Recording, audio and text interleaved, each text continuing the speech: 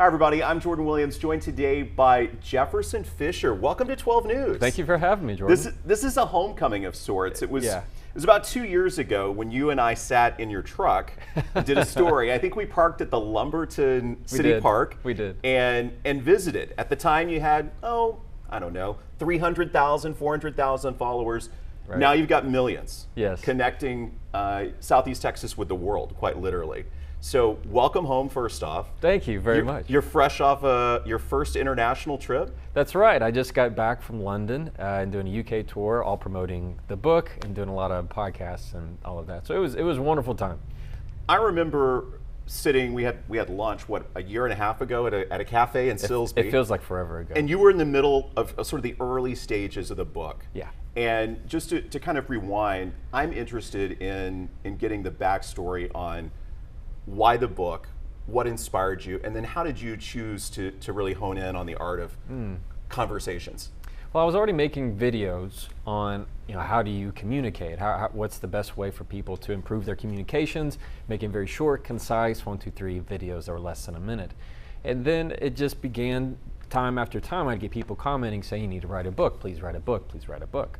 Well, that's where it really started, and I thought, well, I guess I'll learn how to write a book. And so Jordan, I Googled, how do you write a book? That's exactly what I did. And over time, I got introduced to a literary agent, and I've learned the whole art, the whole business of publishing, which is very different.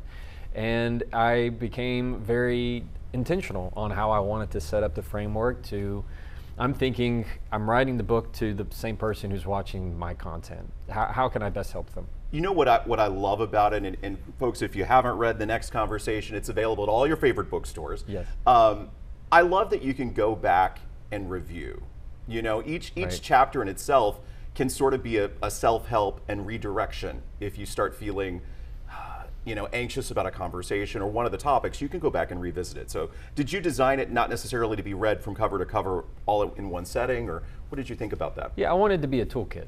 I wanted to be, if you're feeling like you just went through a really difficult conversation, you go, I don't like how I felt there. I could really tell I was having a problem with this.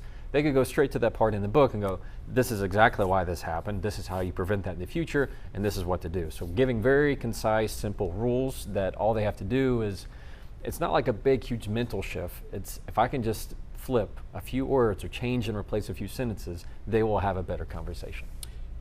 By training, you're a lawyer. Yeah. Personal injury lawyer? Yes. Okay. A lot of our lawyers love a good argument. At least that's the word on the street. We've seen it in court. We've heard it through the years. But your suggestion is that we should, sort of push for a higher standard in our lives, and that would be to argue less. And the irony isn't lost on us. So what is it about arguing that can be harmful, even insidious to us as human beings? Yeah, I teach something that's, I guess, counterculture, so to speak, is that you never want to win an argument. When you win an argument, what you end up doing is losing the relationship. I mean, who wants to be around the person who always has to have the last word, always wants to be right, always sees things as a competition? Nobody. That's a very lonely place to be. All you've really won when you win an argument is you've won their contempt.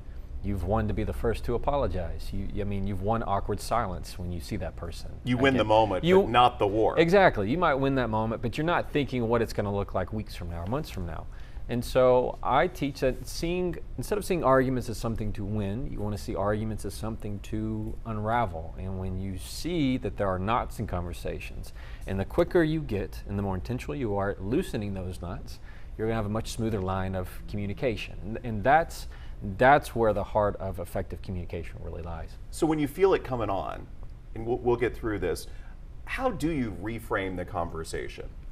Well, it all starts with your body. So there's 3 rules in the book. Rule number 1 is say it with control. Rule number 2 is say it with confidence. Rule number 3 is say it to connect. So the first rule is you want to make sure you say it with control. It doesn't matter what anybody else does. I can't make you say anything you don't want to say.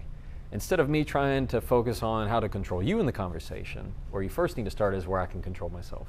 And that often begins with your breath, being able to regulate your emotions so you don't fly off the handle. And taking that long pause. Yes. You say maybe 10 seconds. Yeah, it depends what you need to do. I teach you there's different kinds of pauses. You have short pauses that help people focus on what you're about to say. And then I also teach on long pauses are often echoes, and people get to hear their words back. And they also regulate your emotions. So if you and I are going to say some mean words to each other, and I just take 10 seconds to let us cool down, that's when a lot of the times you hear somebody say, I shouldn't have said that, or what I meant to say was, or blah, blah, blah. It's allowing them time to hear those words back, because you're allowing the analytical, logical side of your brain to come back to the forefront rather than being emotionally flooded. Let's talk a little about a couple of quotes, and there's one on page 30 that I marked that I just jumped off the page to me. I think I wrote "wow" in the margin here.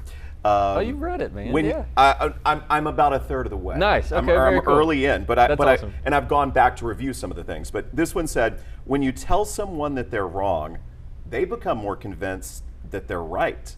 And when someone says they're fine, they're often anything but fine, anything but okay."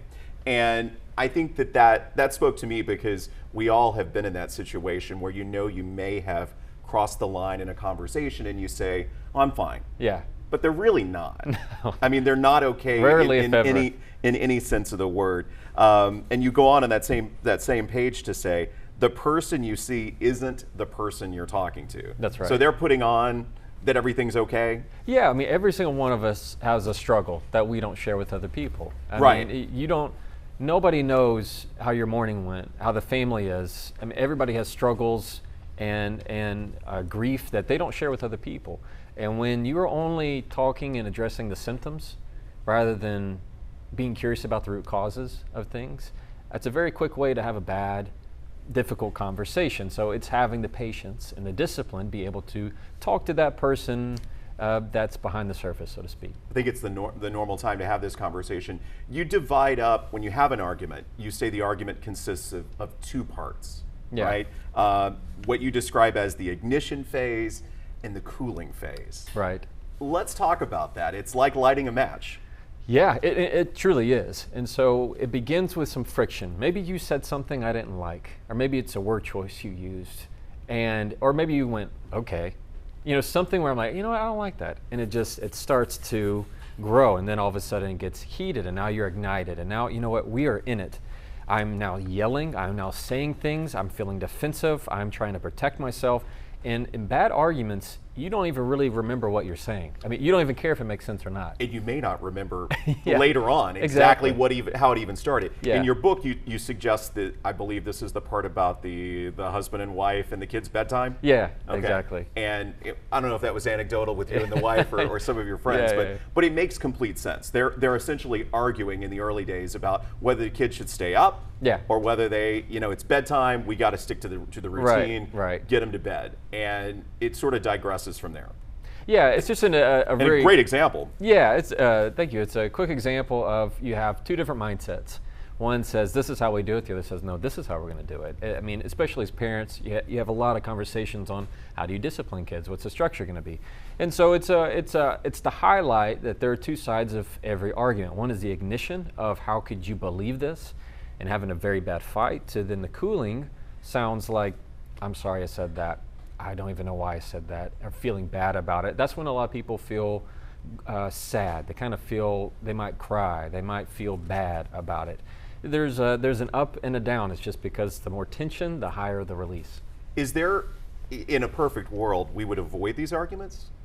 Well, or certainly de-escalate them before they feel bad? Exactly. It's taking the cooling phase. It's saying you don't even need. Let's skip over the ignition phase. So how you sound when things are coming down, and you say things like, well, what I meant to say was, and you talk to intentions. And you do that early on. Yeah, it's trading that. So talk about that first, and what you're going to do is lower your volume. You slow things down. If I want to take control of a conversation, I'm going to slow the pace, because you can't make me say anything faster than I already say. If you're going to yell, I'm going to make sure I keep it low. Why? Because you're going to mirror what I'm saying. And so it's getting them to match your frequency and not meeting theirs.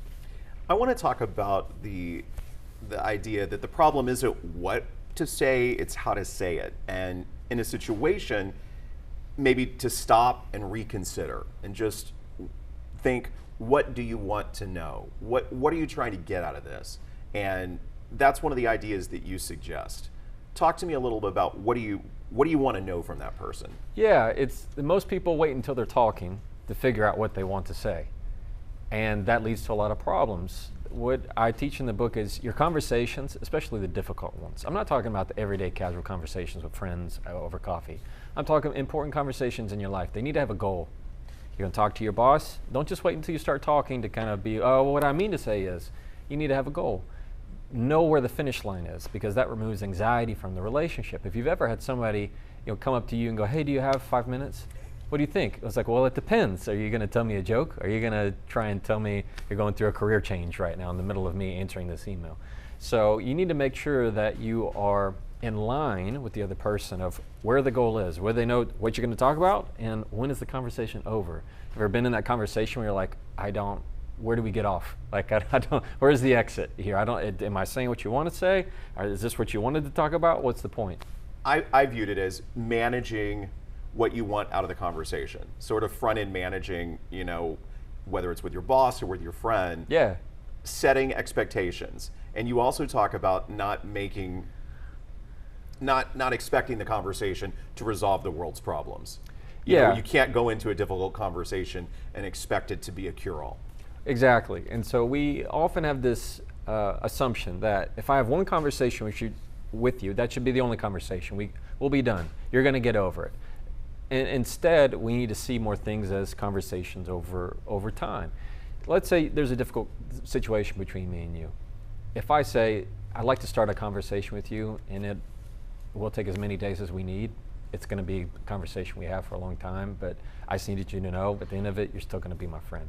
Like, now all of a sudden you're willing to listen. Yeah. Rather than me coming and saying, okay, look, you need to understand something, and coming on really defensively, you're going to close up. So it's finding ways to draw out the conversation. Has anyone talked to you and said, hey, Jefferson, I tried some of this and it felt maybe unnatural, or it felt awkward, or they were in the middle of a book and in the book and really put something into practice, and then they realized, oh my gosh, this felt different. I can tell you it's happened to me already. Yeah, I definitely get. It's like learning a new language. It is. It's very much a new language. It is something that it's a blessing to hear from a lot of the people that follow my content or have read my book or give a review of that. Yeah, it's overwhelming the amount of people who say this works for my life. All I had to do was just use this phrase. All I had to do was begin my sentence with "I need," and magically they understood what I needed in the conversation, or using phrases like "that's helpful to know," rather than trying to get somebody defensive, naturally de-escalated the conversation. Or instead, I said, you know what, I could have done better. And they naturally said, I could have done better too. I mean, little things like that, it's a new language, but anybody can learn it, and all you have to do is just change a few words. You say it's about learning to speak boldly and how to choose courage over comfort. Why do most of us fail at this? Because we assume that what is said is what is heard. We assume that just because I said it, we assume that what is said is what is heard. Is what is heard, and that's not often the case.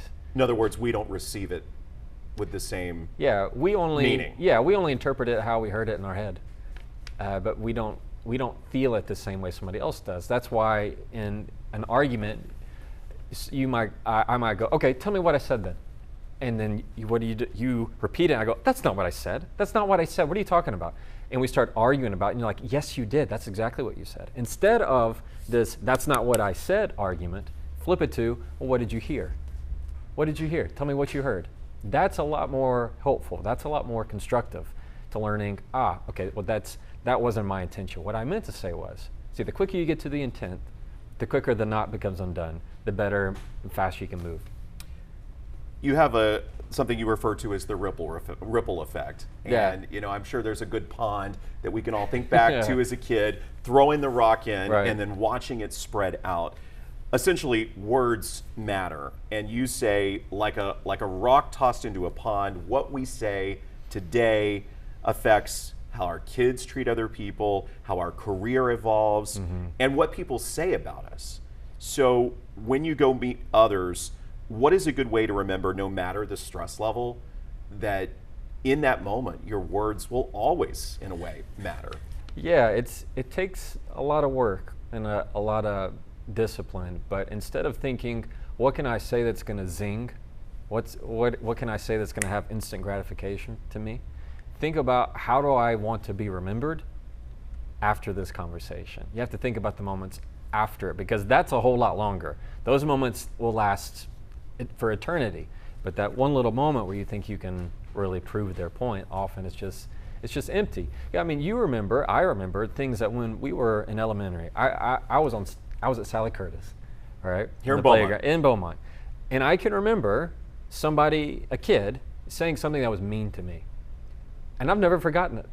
And I mean, everybody has that thing where at elementary school, somebody said something that made fun of you, that made you feel like, wait, I'm not, my mom said I was this, my dad said I was this, and you're telling me I'm not. And it's the first time you're really feeling that. And then you carry it with you for the rest of your life. It's all from the seed of insecurities.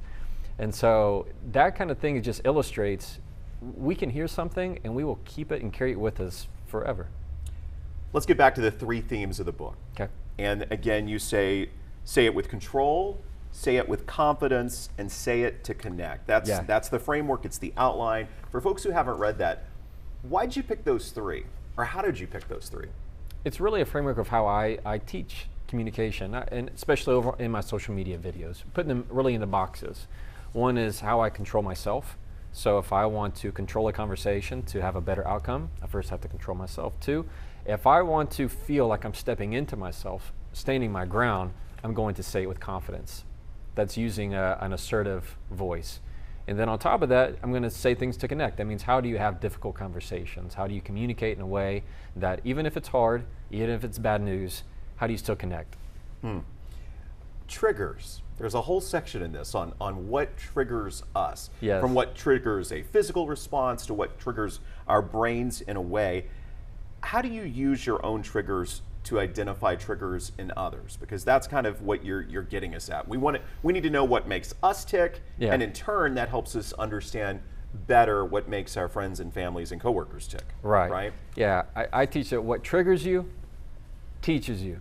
So when I feel, when I come out of an argument, I go, man, I really feel like that triggered me. When somebody talks, let's say maybe your trigger is abandonment. Maybe your trigger is somebody making you feel incompetent. You feel like your job isn't that important. Whatever that is, it's igniting you. You really, really feel strongly. People know what their triggers are.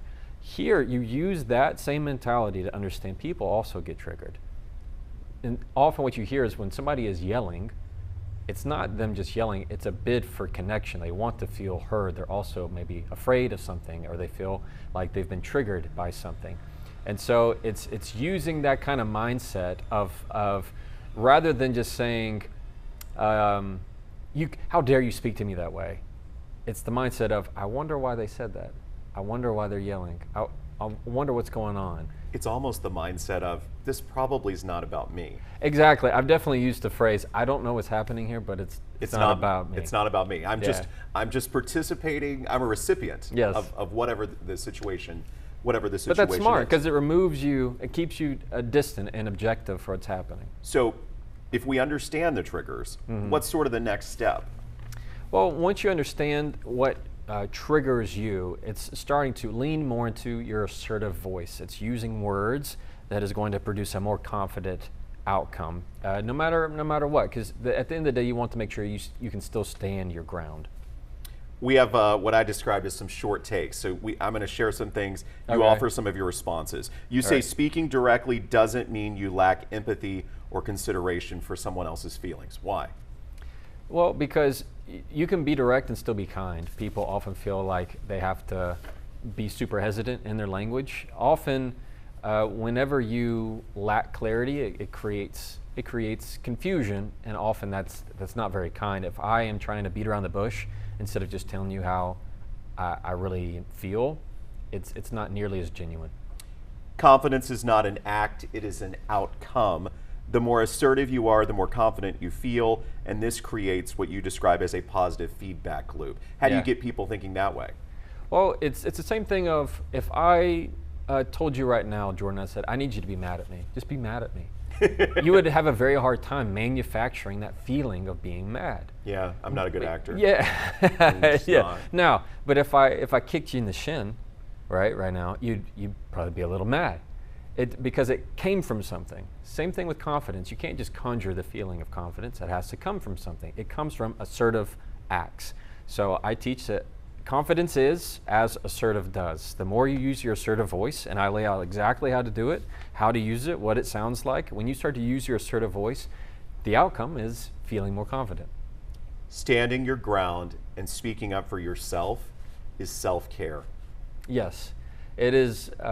There's this mindset of often to learn how to stand up for yourself, it's first learning when to do it, because not everybody is worth getting out of your chair for. In other words, it's this idea of going, you know what, I know that is not worth my time. This is not a person that I want to have in my circle. This is it's knowing when to preserve and protect your peace. And so that in and of itself is the self-care. You can lose the fear to say no by learning to embrace the consequences. You say, while no is a complete sentence, it can be difficult to express.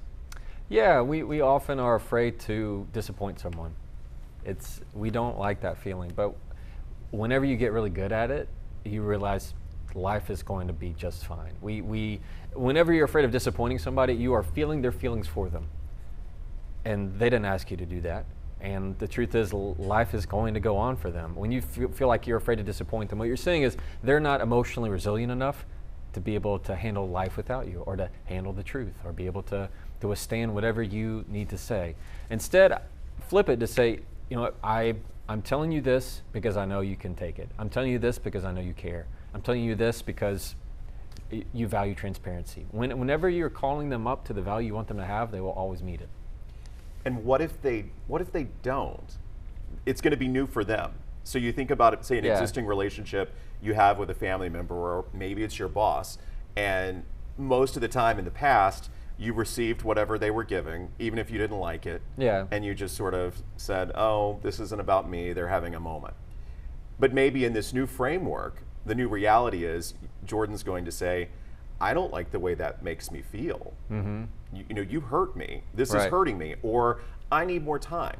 Yes. I just need to, to step away and I just need a few minutes. Right. That may make the other person completely, let's say this, it messes up their playbook because you're suddenly doing something that they don't expect. Yeah. How do you respond when, knowing that the other person is kind of knocked off their game or their MO? Well, what you're doing is teaching them. I mean, they're used to you behaving one way, and you're teaching them how they will communicate with you moving on. So I like to compare it between remotes and manuals. So when somebody's pushing your buttons, typically people who are close to you, they know they can press that button and you're going to yell. You're going to press that button and you're going to go, you can't say that to me. We're very predictable. Yeah, for sure. We all are. Manuals, all right, is when you start to assert boundaries. So it's like I've given you a manual and you say something, and instead of me saying, you can't speak to me that way, I say, look, if you go to page 52, line B, subsection C, you'll see I don't respond to that volume. Like that kind of thing is a great mindset shift in knowing, instead of saying, you can't yell at me, I don't respond to that tone. Like that kind of stuff is saying, I can't respond when you talk that way. Yeah, it is saying, I don't, regardless of what you're doing, I'm telling you what I'm going to do. And that in and of itself is the right way to start communicating. All right, couple of minutes left. I want to jump to some big picture things. Okay. We'll set the book aside. That's enough quotes. Yeah. What is life like now? For folks who see you, there's a lot of speaking engagements right now. You're on book tours that are taking you out of the U.S. What is life like, and what do you see in the future?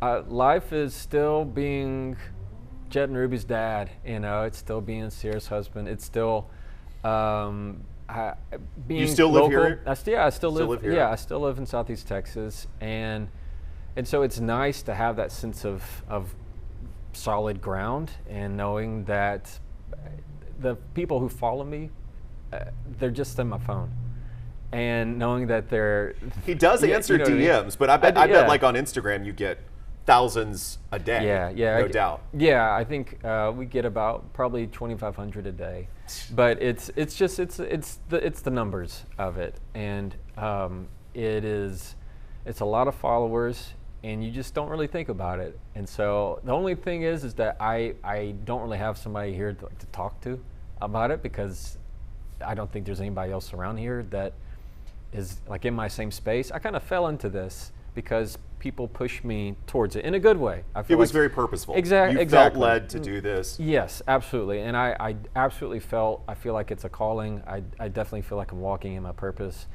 Do you still get to do much with the legal world? Yeah. Now I'm not able to handle all of my cases personally nearly as much anymore. I delegate a lot of things, but I still help a lot of clients. I still attend mediations.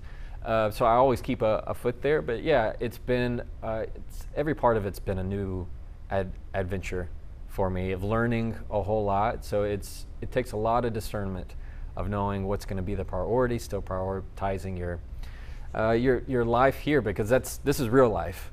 Yeah, on social media, the people that follow you, that's not real life. This is real life. But you're offering them stuff to help their real lives. Yes. And I think that's why it resonates so deeply with so many of us. You're still making these videos. Yeah. Right? I mean, right. You don't say follow me much at the end anymore, but that was kind of your signature tagline. But you still plan to keep putting content out daily for as long as you can, I guess, or as long as it's reasonable? Yeah, well, I mean, I enjoy it, Jordan. That's why.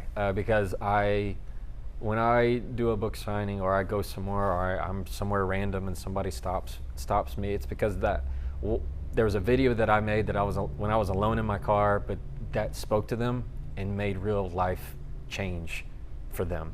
And I can't ask for anything more. I mean, what's the point of living if you can't help people like that? At least get a new truck?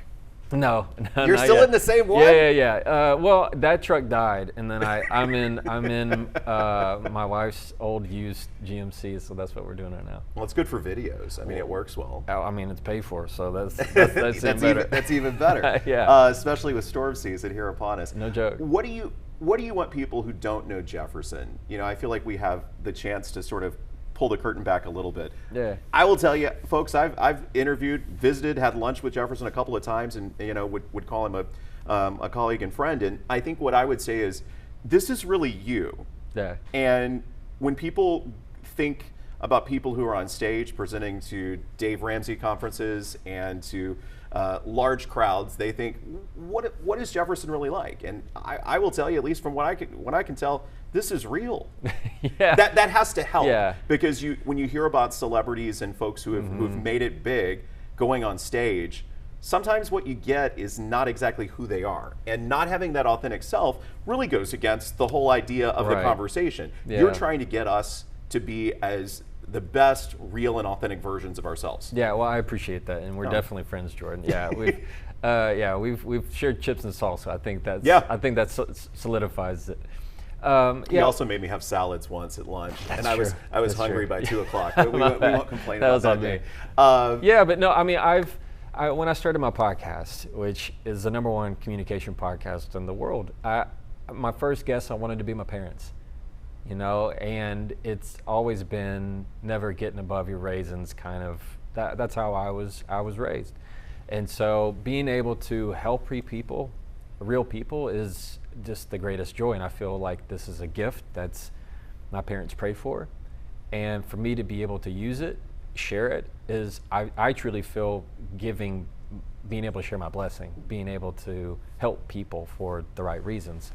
And that just makes everything easier when you're aligned with your personality and being able to help people. And I mean, I make these videos in my car, and I think it's over 12 million followers across the channels. So it's to have that kind of stuff is you can only be grateful.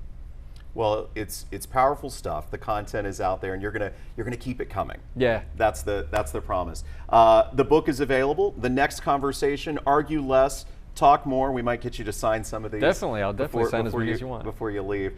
Thank you so much for Thanks coming for in, my friend. Thanks, and brother. Congrats on all the success and sharing Southeast Texas with the world. Thanks, Jordan. I really appreciate it. Enjoyed being on. Thanks for tuning in.